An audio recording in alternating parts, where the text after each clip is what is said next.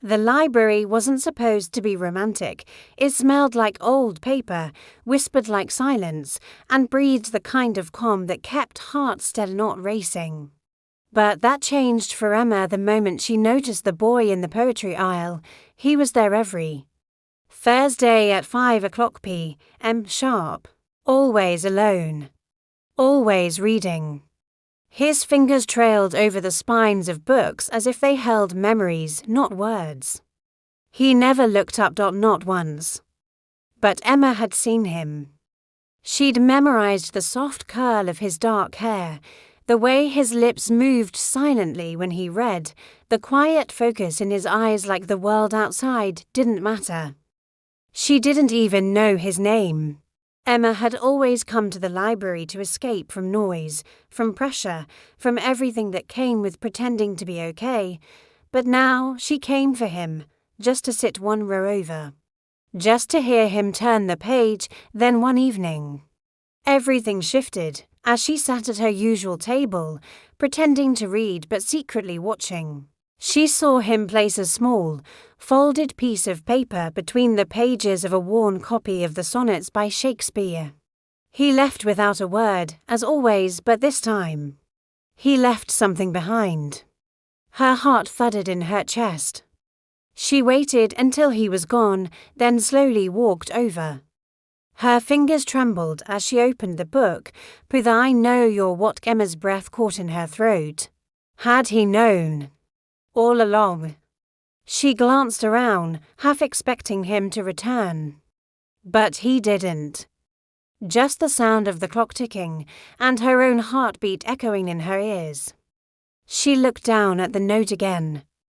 On the back, there was a question. Will you meet me next Thursday? Same time, same place. Emma didn't smile. She didn't even breathe for a few seconds.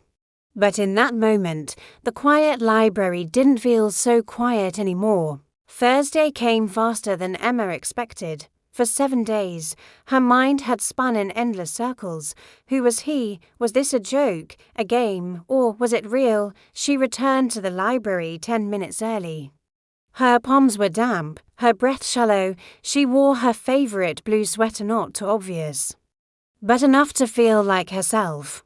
The poetry section was quiet, as always, still. Stillness that hummed with unspoken anticipation. And then he arrived. No book in his hand this time. He spotted her immediately, his gaze steady, warm. Not surprised. Hi, he said softly. Emma couldn't help the way her stomach flipped. Hi, the puzz. Then a smile tugged at his lips. I wasn't sure you'd come. I wasn't sure you were real, she replied.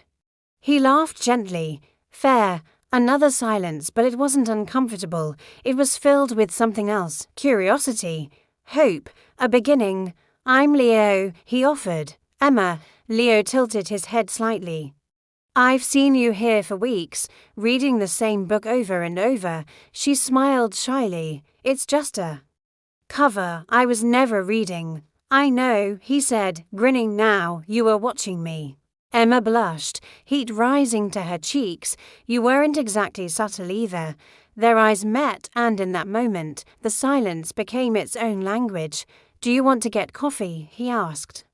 Emma hesitated for just a second, then nodded. I'd like that, as they walked out of the library. Side by side, something had shifted. The world outside hadn't changed. It was still cold, still grey, but between them, there was warmth. A spark that hadn't existed a week ago, and all it took was a folded note. And the courage to say yes. The cafe was warm, lit by soft lamps that cast golden shadows on the wooden walls. It smelled like cinnamon and something sweet Emma couldn't quite name. Leo stirred his coffee absent-mindedly, eyes flicking up to meet hers every now and then.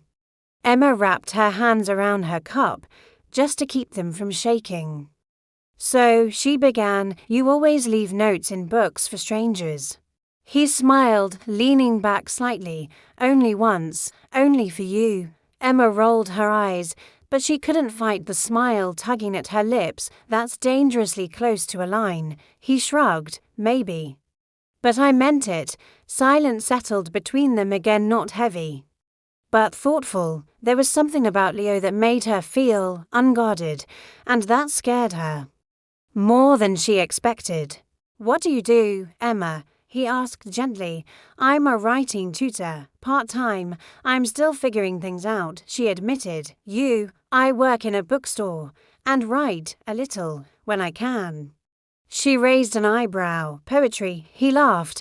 "Used to, now mostly short stories, half-finished." "If I'm being honest," Emma nodded slowly, "that explains the Shakespeare." He hesitated, then added, "My mother used to read me his sonnets when I was a kid. After she passed, I couldn't go near that shelf for years, until I saw you standing there."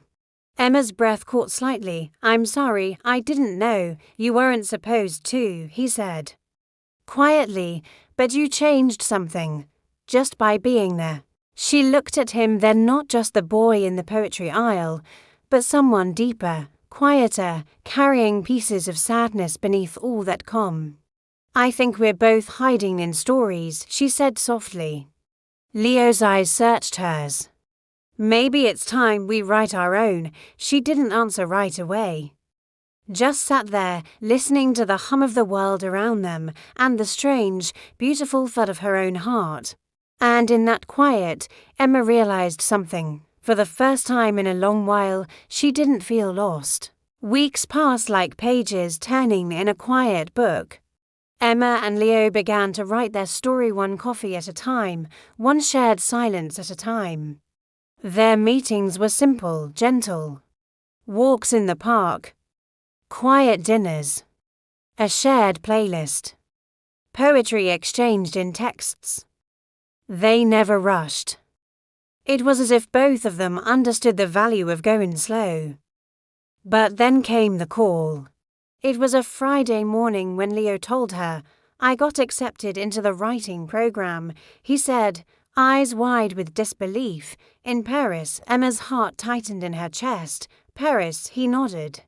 6 months, maybe a year, a pause, just long enough for the silence to speak first. "I thought we had more time," she whispered. "So did I," he said, voice soft. "But I think this is the moment I've been waiting for." Emma swallowed the ache in her throat. She understood. Of course she did.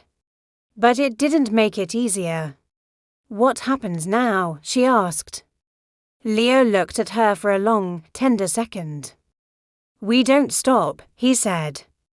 "Not unless you want to." Tears welled in her eyes, but she smiled. "I don't want to." He reached into his coat pocket and handed her something, a small, leather-bound notebook. "It's empty," he said, "but I want us to fill it. Letters, memories, thoughts while I'm away." One story at a time. Emma took it with both hands. It felt heavier than it looked. She nodded. "Then we keep writing." 6 months later, the library hadn't changed, but Emma had. She walked through the aisles like they were old friends, a worn notebook in her hand, filled cover to cover. She stopped by the poetry section, just like before. And there he was, Leo. Tired eyes. A bit thinner. But still him. Still her Leo. Neither of them spoke. He opened his arms, and she stepped into them like no time had passed. "I read every word," he whispered into her hair. "I wrote every one for you," she replied, and in that moment no longer strangers, no longer waiting, they finally began the chapter they had both been writing toward all along, together, the end.